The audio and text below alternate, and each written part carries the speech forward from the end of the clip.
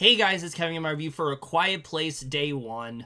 And this film, we flash back to New York City, where everyone is kind of just living their regular lives, and then all of a sudden, this alien attack ends up happening, of course, and then ending up being the Death Eaters, and from that point forward, we kind of get to see just how everyone kind of learned to acclimate to their new surroundings, as well as to adjust to their new way of living, but also how they were able to and this film, it takes place in New York, where everyone is kind of just living their regular lives, when all of a sudden the first real attack happened from the Death Eaters and from the Death Angels. And from that point forward, we follow this woman as well as a bunch of other characters to see how they are able to adjust to their new lives, but also hopefully survive. And kind of see how they are now adapting to their new lives, but also hopefully try to survive. So, Quiet Place Day 1, I was very excited for this film, but I also didn't really know how to feel about it when it was first announced. If you guys don't know, if you haven't seen my reviews, which I'll definitely link them at the end of this video, like I typically do for, like, you know, end of reviews and things like that. I'm a big fan of the first two Quiet Place films. I think they're both just so incredibly effective. It's such a simple concept. You just have this family that is trying to evade these creatures that are attracted by sound, that are pretty much you know, they're attracted by sound, and they are, you know, that's how they end up getting triggered, and that's how they, you know, they have to do what they can to try to run away from them. But it was so effective and so well crafted in the way that it was done, and those two films, I think, are just perfect examples of a franchise that has gone on for a while, but yet has remained beloved. It's remained grounded. There hasn't been, those are the only two entries we've seen from that franchise, despite the fact that it's been around since 2018. It's really great to see that they have put a lot of care and effort into it. This is not one of those franchises where they've already started milking it. So when Day 1 was announced, I was a little dubious because, one, Krasinski was not going to be on board, which I'll talk about a little bit later, obviously, but also the fact that it was going to be a prequel. This didn't center around the Abbotts, so that had me a little bit worried because I really love those characters. But I do think an idea like the one here absolutely is one that you can branch off and show how different communities and different states and different countries and things like how they are adapting to this situation. So I really, well, like I said, I was very skeptical. I also was very intrigued to see how this would turn out. And then the marketing came, and I thought all of it was really strong, did a good job of kind of just showing what this was really going to be. And so I really did feel like this seemed like it was going to be a very effective prequel. And I'm pleased to say that not only was A Quiet Place Day 1, I think, a very effective and a very welcomed prequel, but it was a very different movie than I really was expecting it to be. And I think it brings new layers to this franchise that we just haven't really seen before. And that's something that I just really appreciate. But we are just getting into right now, starting off with the cast here. And that is an area of this film that I was very excited for. One of the reasons I was staying hopeful with this movie is the cast that was announced. I think everyone here are just really talented, and it was great to see them in these roles. And I'm happy to say that I think everyone really does deliver. When it comes to someone like Lupita Nyong'o, I mean, we expect her to be great. She has given such incredible performances in pretty much every film that she sinks her teeth into. When she has the right role, we know how great she can really be. And so I already had a pretty big expectation that I thought she was really going to deliver. But I mean, she just once again continues to amaze me as an actress. What I love about her performance in this film is just how kind of soulful it is. She brings so much, I think, empathy to this film that a lesser actress just simply wouldn't. She's able to find so many emotional layers to this character. Really ends up being the anchor of this movie emotionally that really kind of draws you in, and I just really loved her performance in this film. She herself has a personal mission that she is going through that I really can't get into too much, but I think that, you know, Nyong'o just did such a great job of getting you to latch onto this character, but again, also just adding so much emotion to this role. I think it would have been very easy for her to just portray this as a woman who is, like, petrified and things like that, but instead we see a woman who, yes, while terrified of her situation, also is dealing with her own personal issues. And I think that she just did a really great job of showcasing that throughout this movie. Gives another really strong performance here. And then Joseph Quinn as well. It's just really great to see him in something that isn't Stranger Things. And I think he really does show just the kind of range that he has in this movie. This is a very different role from what we've seen him do in, as Eddie Munson. And it's just really great to see him here. I really enjoyed his character in this movie. The way that he is kind of the polar opposite of Nyong'o. He is someone who is almost always on edge. He's so inexperienced when it comes to the world of New York and things like that. And so I think he does a really great job of just kind of being the foil to Nyong'o, someone who is constantly on edge while she's a lot more composed throughout the movie. I really enjoyed their back and forth there. I think the chemistry between these two is so incredibly rock solid. They work off each other perfectly. You really find yourselves drawn to both of them. And I think if their performances were not as good, the movie just simply would not work as well as it does. And I know I've said it plenty of times before in both Quiet Place Parts 1 and 2, but again, the fact that these actors have to communicate and have this chemistry most of the time without any spoken dialogue whatsoever, it is a very tall task to perform, but the two of them really do end up excelling in that. There are moments, obviously, where they do speak to each other, but there's a lot of moments in between where they do not, and I think those are some of their most effective moments in this entire film. And really, these two do end up being the emotional anchor of this movie. So much of why this film succeeds is because of how much I cared about their chemistry. And I think for a movie like this to work, especially coming off the heels of A Quiet Place, where you really did find yourself latching onto that family, you need actors that really can help you connect to these characters. And thankfully, these two go above and beyond to do that here. I was very impressed by both their performances in this film. All right, so now let's get to the directing and the writing, because I gotta say, out of all the aspects of this movie, this is the one that really surprised me the most, but it really shouldn't have, because Michael Sarnoski is not a no-name director. He is someone that has pedigree to him. His previous film, Pig, I was a really big fan of. I thought that movie did a really good job of just exploring ideas about, sort of finding your purpose, but also sort of dreams you've had to put on the back burner and things like that. It was a very contemplative movie, and I thought that, he just did a really great job at directing that film. But I think for me, I've seen so many franchises recently where you have the main director, not attached to it, and so much of the movie still feels like it was directed by that same director. They're just trying to recapture the magic of what someone did, and I kind of expected that was going to be Sarnoski's role here. This was going to be one of those instances where he's appointed to this position, and they kind of just, you don't really notice a difference. It still feels like Krasinski could have directed this film, but I'm happy to report that's really not the case at all. There are certainly horror elements. There's a lot of tension here, which I'll talk about. But this is really, I think, the best example of what happens when you just let a director do his thing. And that's exactly what Sarnoski does here. What I really appreciate about A Quiet Place Day One is that it really does find a way to stick out from the other films. And that's because this movie is far more somber than the films that came before it. It has a very somber sort of dread, this very sort of tender feel to it, and I thought that Sarnoski did such a great job of directing this movie. You can tell that his focus really is on the characters and their situation, and I think he does a really good job of doing that. There were so many moments in this movie that kind of got to me emotionally that I wasn't expecting, and I think that really is due to his directing in this film. I think 2 films in, I'm just really impressed by how well he's able to dive into the themes that he's able to tackle in this movie. I mean, there's a lot he's trying to say in this film, and I think he does that really well. And when it comes to his screenplay in the movie, that is the other thing I really got to talk about, because something that I think is really impressive is how deceiving the marketing was for this movie. You watch this film, and it seems like it's going to be an exact, pretty much like a retread of the first 2 movies, but just in New York now. And at first, I kind of felt like that's what it was going to be, but there are elements to these characters that I just wasn't really expecting. There's a much bigger emphasis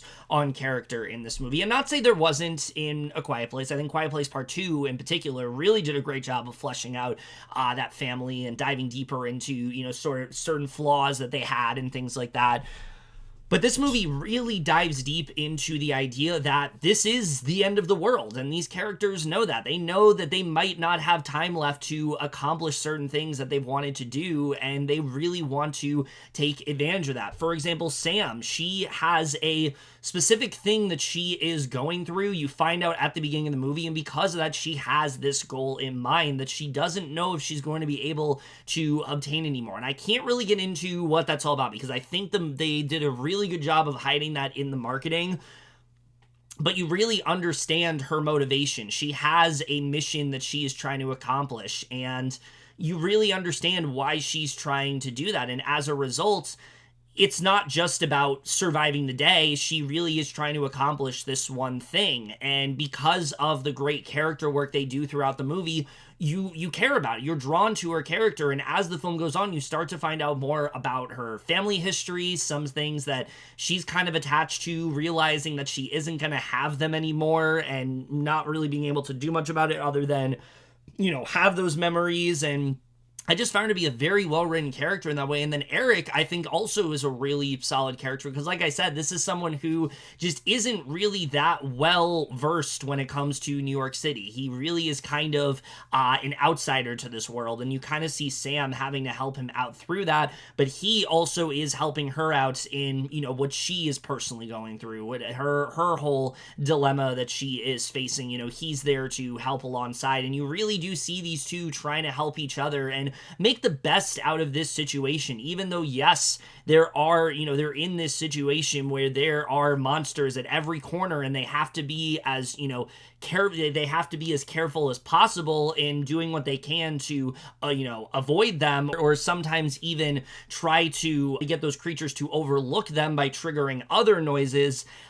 You really do see these two try to depend on each other and form this genuine friendship. And it was honestly really sweet to watch. There's a scene in a jazz club in particular that really ended up getting to me. And it honestly might be one of my favorite scenes in the entire franchise. The movie dives into some really heavy themes as well, especially about the ideas of turmoil, I think the idea of memories, but also like dreams that we once had. And this wasn't stuff that I guess I was expecting the film to get into, but it takes on a far more meditative sort of feel to it. And that's something I just really appreciate about this movie. I think this is the perfect way to take a film like A Quiet Place and do something distinctly different with it. I want to see more filmmakers try to challenge themselves in the way Sarnoski does here, because he really did sink his teeth into this film in a way I just wasn't expecting him to. He really made sure that this film felt as dissimilar to that movie as possible, and I think he just did a really great job with that. So yeah, I really enjoyed the screenplay in this movie. I really found myself latching on to both of these characters overall, and I think that really is like the strongest part of this entire movie. I think honestly, like my main takeaway from A Quiet Place Day One is that I think these characters are equally as strong, and in some aspects might be even stronger than the Abbott family. I really just found myself latching onto them and really just hoping that they are able to get through the situation together and accomplish the things that they're trying to do. I thought that was all just really effective. So I really enjoyed the screenplay in this movie. When it comes to the cinematography, I mean, this is one of the strongest elements of the previous two films, and that really is no different here. I think this movie does a really good job of taking this setting of transitioning us to New York City, showing us just how hectic and crazy everything is, but then showing how different New York is once everything has been deserted, once these two are really the only two people left. I thought there were some really effective moments. There's one especially involving a phone booth. You've seen the trailer, but that whole sequence I thought was just so incredibly thrilling, and I think they did a really good job of just really making New York feel like its own character in this movie. You do feel that presence throughout this film. You understand how much tougher of a situation this is, because when you're in the woods, obviously, yes, there are things to worry about, but we see why they're able to evade those creatures for so long. Here, it's a lot harder because there's always noise going on. There's always things that are happening that could potentially, harm them, that could potentially harm them in some way. And I think moving things to New York, it really does add a new layer to these movies. It really heightens the tension in a way that we haven't seen, and I thought that the cinematography was very strong in that regard. But again, the smaller moments as well also, I think, really work well when it comes to the cinematography here. And then the score, I think, was really good. It wasn't anything extraordinary. I did miss the music from the first two movies, but I still did enjoy the score for when it was here. And the editing, I will say, I think the movie for the most part was very well paced. The first act felt a little bit rushed to me, but I think once we met Joseph Quinn, the movie just really kind of took off from there, and I really just found myself along for the ride with these two characters, and I thought they did a really good job when it came to the editing. So again, there's a lot to really like about this movie that I think it did a lot differently than I was expecting it to. But with that being said, I don't think it is quite on the level of the first two films, even though this film very much does a great job of standing apart from those first two. It's still like when you put them up against the other two, there are definitely some things that don't work quite as well as they did in the other two movies. And the biggest one is you haven't really heard me talk a lot about the horror elements in this movie, and that's because while there definitely were tense sequences, while there definitely were moments that had me in suspense, it was more so because of how much I cared for the characters and not because of anything this movie specifically did. There were certainly moments that I think were, well crafted in terms of scares, in terms of, crafting, creating that atmosphere. That's something those first two movies did really well. But a lot of it does feel like a retread of sorts. So when the movie is reliant on the horror, it just wasn't as strong for me. Maybe because I know what to expect this time around. Maybe because I was hoping that it would give me a similar feel. But I think in that department, the film just kind of falls flat. That's why I'm glad that the movie isn't just a horror film. Because if I'm judging it solely based on a horror film, I never really felt that sort of anxiety-ridden feeling that I did in the first two parts. Like I said, there were definitely some moments, but nothing really that evoked that feeling that I did in those first two movies. And so I didn't feel that worked quite as strong as it needed to. I think the first few moments when, the world is in disarray and there's chaos everywhere, yes, those moments are very effective. But again, it didn't have the bites. It didn't have the sense of danger and the sense of fear that the first two films had. I wasn't really feeling it as much in this movie when it came to those moments, and so that does bring the film down slightly for me. But there definitely were some moments. I'm not going to say the movie completely lacked in terms of tension, because like I said, there were definitely moments, but it just wasn't quite, when comparing it to the first two movies, I just didn't think it was quite as effective. The real thing that does bring this down for me is that the first act of this movie I just thought was incredibly rushed. I mean, the first 10-15 minutes I thought were really solid, but once the actual creatures end up showing up here, and we see, once the Death Angels actually show up, the film kind of skips through all the stuff I wanted to see. I really wanted to see, what caused all these characters to adjust to their surroundings. What made them, realize that these creatures are sensitive to water? What made them realize that, sound was what draws them in? Why was that? How did that end up happening? The movie never really got into any of that. Immediately, we see them already adapting to the idea of not being able to speak, not being able to communicate. Already we see that happen, and I just felt a little bit underwhelmed by that, because I really wanted to see, how did this all come about? How did, these characters learn that this is what they needed to do? We don't really get to see any of that, and I thought that was a little bit of a disappointment for me. I guess for me, I was just hoping this film would provide a few more answers as to what got everybody to come to the realizations that this is what they needed to do to survive, and they really didn't do that. Pretty much from the second we see the day one title card, they already have adapted to that, and they're trying to get other characters to learn that. And I just wanted to see, how did that all come about, because it literally felt like we cut from the Death Angels attacking to immediately everyone just shh all the every 5 seconds. So yeah, that was just a little bit frustrating for me, and that was the one thing that I think this film really just could have done a better job with. My other issue is the inclusion of Djimon Hounsou's character in this movie. I really enjoyed him in the second film, and I was excited to see what they were going to do with him here. And the answer is really not that much. We know, obviously, that he has that community from part 2, and I was hoping this film would dive a bit deeper into, you know, his personal life and things like that. It really just feels like he's here to be that connective tissue to the other 2 films. He really doesn't do that much in the grand scheme of things, and so I just wish that they did just a little bit more with that character. There's a point where he shows up in the 3rd act, and I really thought he was going to have more of an active role, but he really didn't end up doing that much, and that just left me feeling a little bit underwhelmed overall. I wish they were able to do more with that character. And I guess the only other thing, and this isn't really a huge issue for me, it just might be something that I think some people might have a problem with, is that the movie doesn't really change anything in terms of the lore, in terms of the backstory. There isn't a lot here that is radically changed from the first 2 films. This is not a movie where you're gonna watch this and then you watch parts 1 and 2, and then you watch 1 and 2, and you suddenly feel like there's a new element there that you didn't know before. You don't really feel that when watching this movie, but honestly, I think that is kind of to the film's credit. It's not necessarily trying to connect as much to those first 2 films. It really is trying to stand on its own, and I think it is very successful at doing so. And ultimately, I think that's the best way to describe A Quiet Place Day 1, is it's very refreshing. This film does a great job of taking what worked in the first 2 movies, but finding its own spin on it, doing something decidedly different, being this far more contemplative and moving film than I really was expecting it to be. We have 2 great performances from Lupita Nyong'o and Joseph Quinn, who do a great job of both, really getting you to care about these characters, but also having this incredible chemistry that really ends up being the emotional anchor of the entire film.